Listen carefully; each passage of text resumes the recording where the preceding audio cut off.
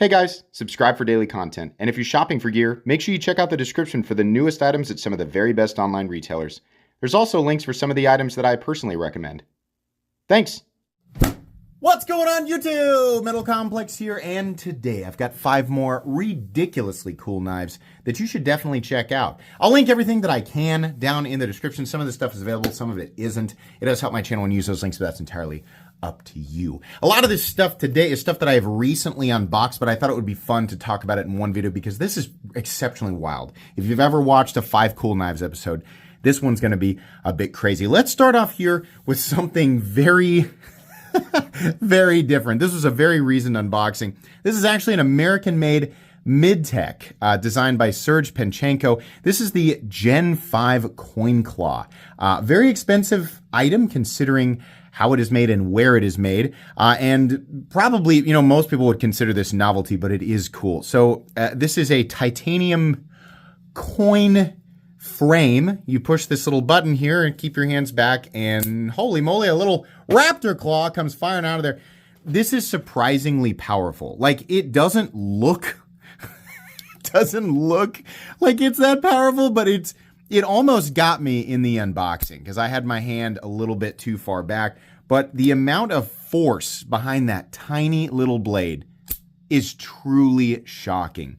I'm not going to say perfect for opening packages or anything really, but it is cool. The Coin Claw is definitely a different type of thing. I think he's done production ones in the past that cost less. You know, I can't remember if he had a version of this that was made in China, which would definitely make it cost substantially less, right? But this is the American mid-tech, the Gen 5. I think they are actually available on his website. I will point out it's a little tricky to get the blade all the way back in because there's no distinct place for you to apply pressure all the way until that plunge lock can engage.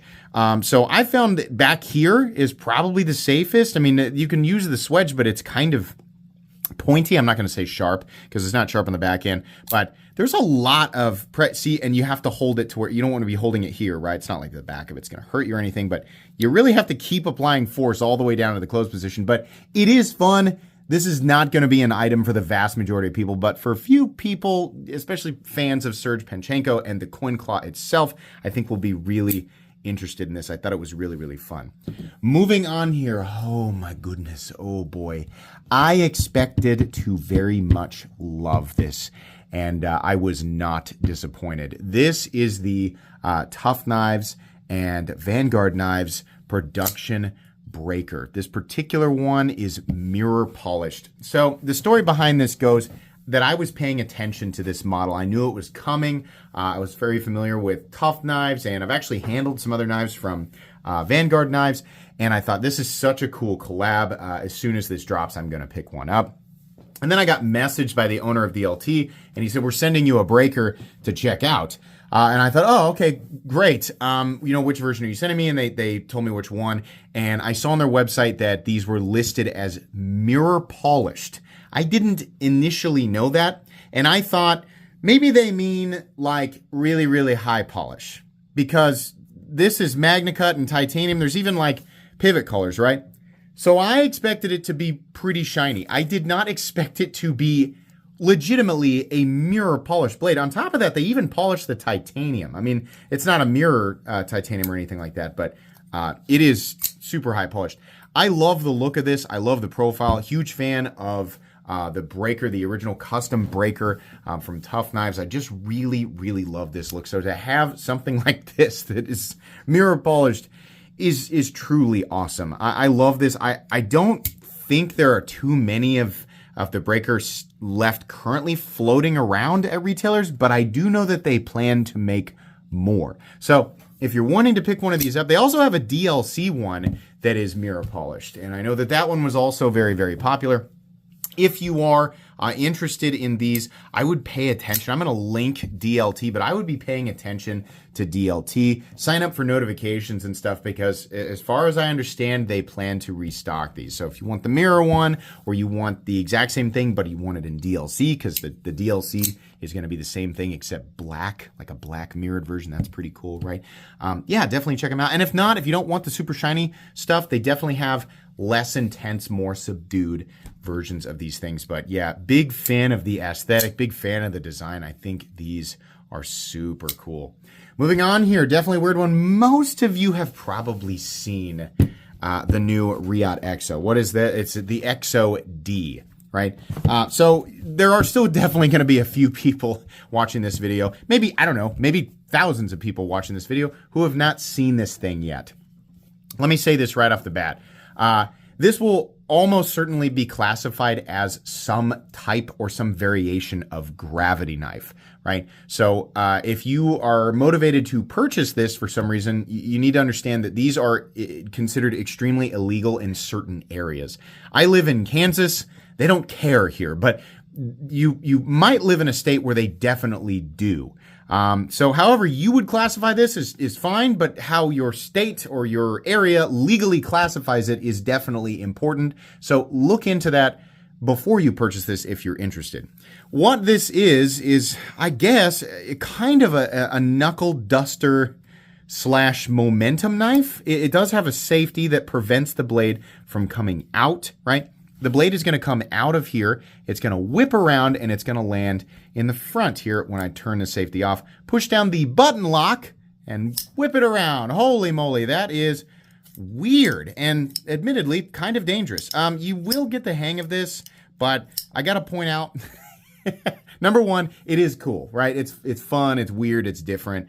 It's kind of a fancy fidget toy because this is L-Max and titanium. It's built by Riot, so all of the precision milling is there. It's a little disappointing that the locking system is simply a plunge lock with kind of a floppy safety.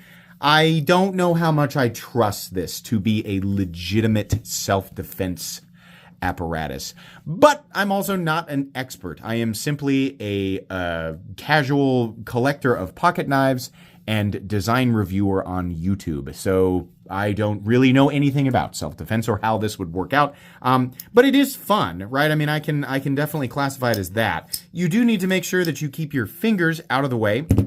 A lot of people comment that this is a finger guillotine because of the way that the blade operates. I guess, but all blades like this, like a folding knife, you also need to move your fingers out of the way when it closes. So I don't know that it's more or less. I would say I would say it would be the most dangerous if you find yourself fighting some sort of ninja terrorist and you forget to engage the safety, right? The ninja terrorist doesn't give you enough of a timeout to, hey, hold on, I got to engage the safety because I don't want to be losing any fingers here. And then you go to give him the old what for, and it comes around, the lock collapses on itself and the blade goes backwards, and okay, well, maybe. But I don't know. It is fun, though, and it is very, very different. I've never seen a knife quite like this before. This is, in the Riot EXO family. We've already seen some pretty wild stuff with the EXO series knives, and we will almost certainly continue to see this stuff. So, practical and safe? Not really. Cool? Yeah, definitely, for sure. Moving on, here's a wild one. Super, super impressed with this company, this design company. That just recently revealed a lot of wild stuff, and I was lucky enough to get my hands on this stuff early. This is the Crescent Edges Eternal. Oh boy. So this is mine. This was the spec that I had requested, which is an actual satin DLC. This is Magna Cut. I believe it's hardened to 62 to 64. Let me make sure it's Magna Cut and not 20 CV. Sometimes it just depends. Yeah. So what we have here is, oh no, that's the Spade. But what we have here is Magna Cut, and it's hardened to 62 to 64 HRC. This is such a cool knife. It is not what I'd call a practical design, but it is a beautifully well made and very, very designy piece. This is far different from what we typically see at this end of the knife world. This is like on the designy level that's way up. Usually when you get up into the the $1,000 or multi-$1,000 territory, right, we start seeing some more still functional but very much arty or artsy pieces like this. It's not a very good way of putting it, right, but I think you understand what I'm saying. There's so much going on here that is interesting. I covered this in the unboxing. The captive pivot is so cool. All the way around this is actually an inlay of shred carbon fiber, and it's the same on the back. You'll notice that the pivot is slightly off-center, and I would imagine that that's to assist with flipping and the blade being thrown out. Typically when we see these types of folding, it's not a true dagger, it's a false wedge up here. We'll talk about that. Typically when we see this stuff, the pivot is not perfectly center.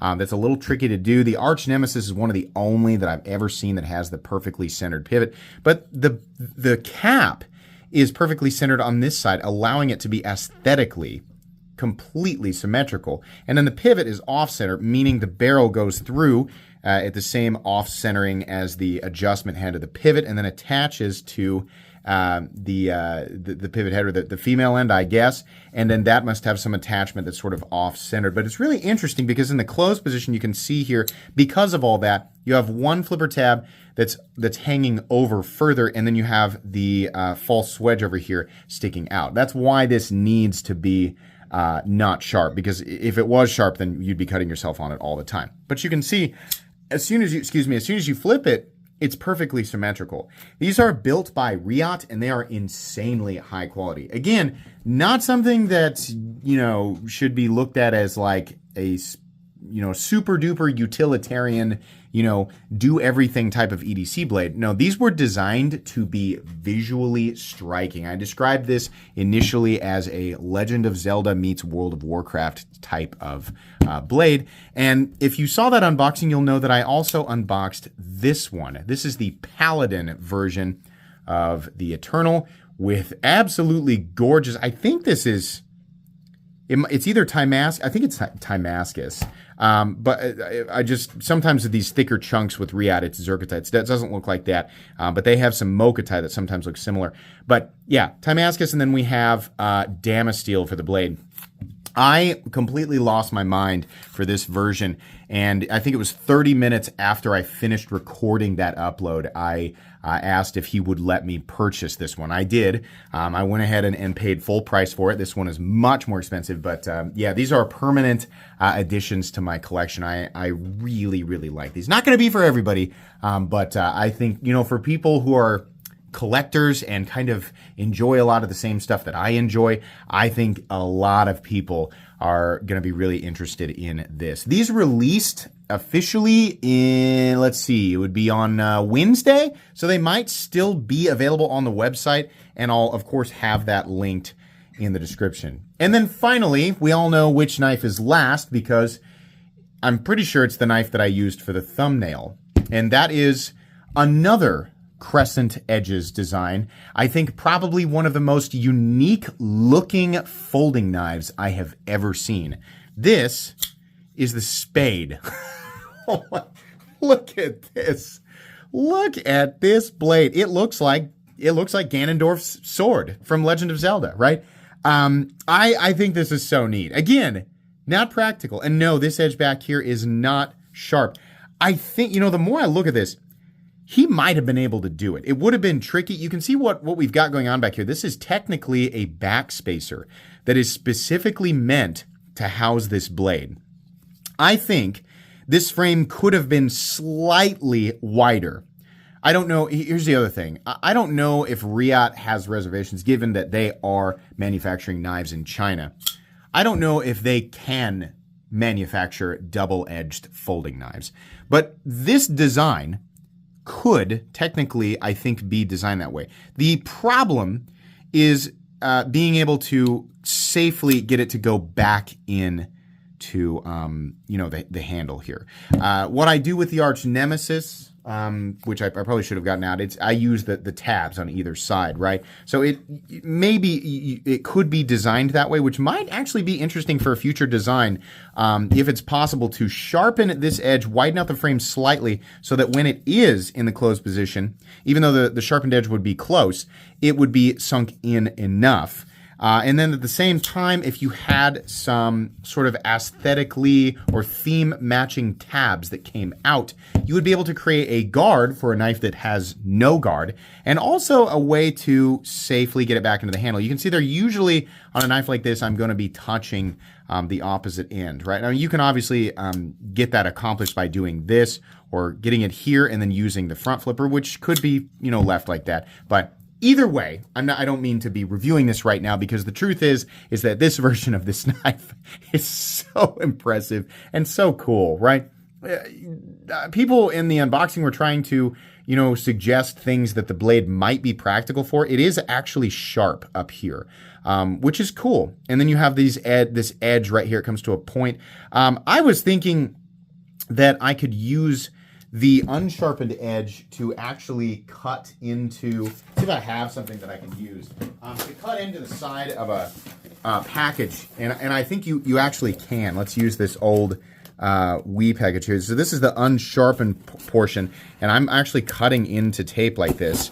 And it does work, right? So you could, like somebody like me who uses pocket knives in incredibly basic ways, you could actually use this completely unsharpened swedge portion to dig into boxes and stuff and actually save the edge for whatever it is that you want to do. Or you could just use the sharp side on this side because, again, tape really isn't that big of a deal. So this is still a functional side. It's just not a blade. So I don't know. I guess I'm trying to rationalize what this style of blade would be good at. My first thought was tearing into packages. Truthfully, it's just extremely cool and extremely different and weird. That flat, straight, and then widens out slightly to accommodate for that same widening with the end of the blade. It's not a tip. It's just, that's the end of it, right? Really, really bizarre, really weird, but it's just so satisfying. It's such a satisfying object to look at, and it is not typical in any way of anything that I have ever handled on this channel. And I can't think of anything that I've ever seen that's exactly like this outside of, Ganondorf's sword. That's pretty much it. I think there is actually a blade style that this is based on. I'm not really sure. I think this is really, really fun. These are expensive, right? These are, again, Magna Cut, titanium, carbon fiber. So they are expensive, but if you're familiar with Riot and you're familiar with builds in the past, you might be slightly impressed with the price tag.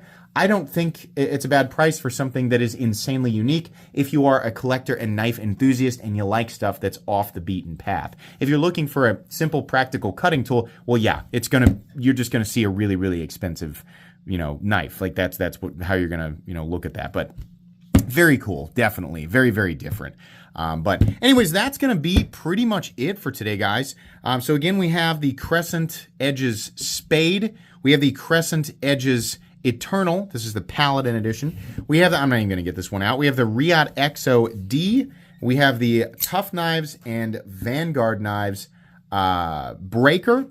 And then we have the Serge Panchenko Coin Claw Gen 5. Like I said, appropriate links can be found in the description, but that's going to be pretty much it today. Please make sure to follow me on Instagram at metal_complex. If you enjoyed this video, leave a like. If you'd like to check out my other content, I do, of course, have lots of videos of knives that are either expensive or inexpensive that I do or don't like, so check those out. And if you enjoy all my content, go ahead and click on that Metal Complex logo right there and subscribe, because there's definitely more coming.